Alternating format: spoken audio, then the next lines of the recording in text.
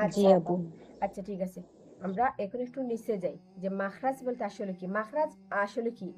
আরবি হরফগুলো মুখে যে বিশেষ স্থান থেকে উচ্চারিত হয় সে স্থান কি আসলে কি বলে? মাখরাজ বলে। মাখরাজের প্রধান বলে। স্থান হলো তিনটি। হলক অর্থাৎ গলা বা কণ্ঠনালী থেকে আমাদের 29টা হরফের থেকে মানে কোনো কোনো হরফ বের হবে। লিসান অর্থাৎ জিহ্বা থেকে কোনো কোনো হরফ বের হবে। আবার শাফাতাইন এই দূর থেকে দুইটা ঠোঁট থেকে আবার 29টি হরফ থেকে কোনো কোনো হরফ বের হবে। আচ্ছা এখন আমরা দেখি যে আসলে হলক থেকে কি হরফ বের হয় এবং লিসান এগুলা থেকে কি হরফ বের হয়।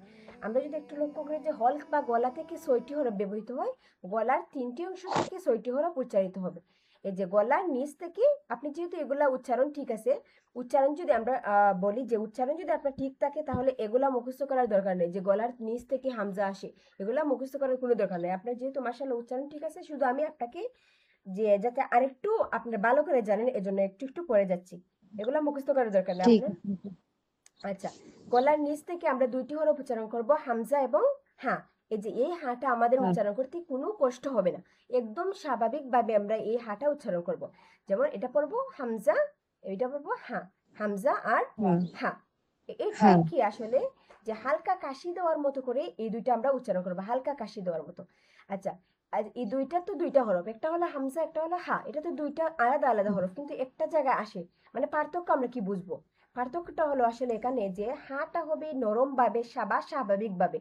হা উচ্চারণ করার সময় আমাদের কি কোনো কষ্ট করতে হবে না, কিন্তু আরেকটা হা যেটা আছে, এই যে হ্যাঁ যেটা, এটাকে উচ্চারণ করতে আমাদের কষ্ট করতে হয় একটু। কিন্তু এই হাটা উচ্চারণ করতে একদম নরম ভাবে বা স্বাভাবিক ভাবে আমরা হা উচ্চারণ করব, বুঝতে পারছেন? এই যে আমাকে জি আপু। জি, তারপর আসি আমরা যে হামজা যেটা, এই যে হামজা আমরা তো জানি একই গলার নিচ থেকে দুইটাই মানে বের হয়, কিন্তু দুইটা তো আলাদা শব্দ, দুইটার মাঝে তো কোনো না কোনো জায়গায় পার্থক্য থাকতেই হবে।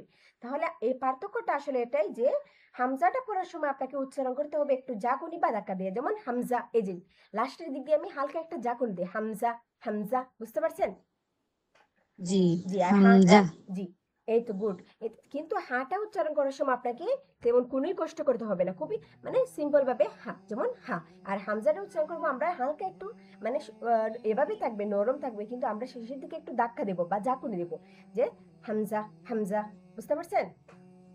জি আপু। জি, আমাকে আবার এই দুইটা হরফ শুনান। হা আর হামজা। জি, গুড। হামজা।